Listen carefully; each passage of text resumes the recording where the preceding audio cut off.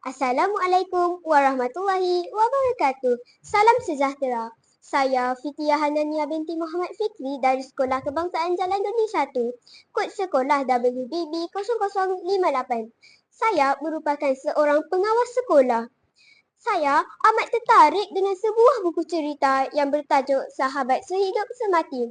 Jadi, pada hari ini saya ingin mengulas serba sedikit tentang buku ini.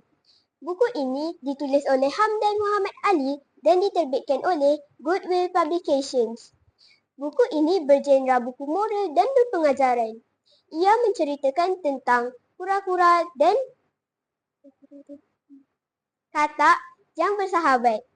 Kura-kura dan katak tinggal bersama di tepi kolam. Mereka selalu bersama-sama ke mana sahaja. Mereka juga sangat mengambil berat apabila rakannya jatuh sakit. Katak dan kura-kura juga tidak pernah bertengkar sama sekali. Suatu hari, kura-kura jatuh sakit. Katak berasa amat sedih. Katak sudah sedaya upaya merawat kura-kura, tetapi gagal.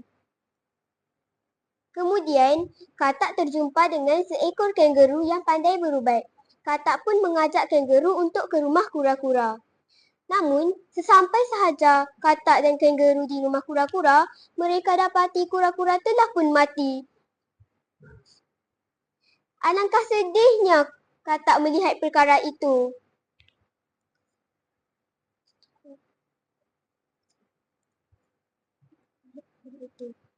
Bayangkan betapa sedihnya katak kehilangan rakan baiknya itu. Sehinggakan dia tidak lalu untuk makan, lalu sakit. Sebagai pengajaran, kita haruslah menghargai sahabat selagi masih ada dengan kita.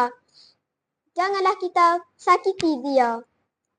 Sekian, terima kasih.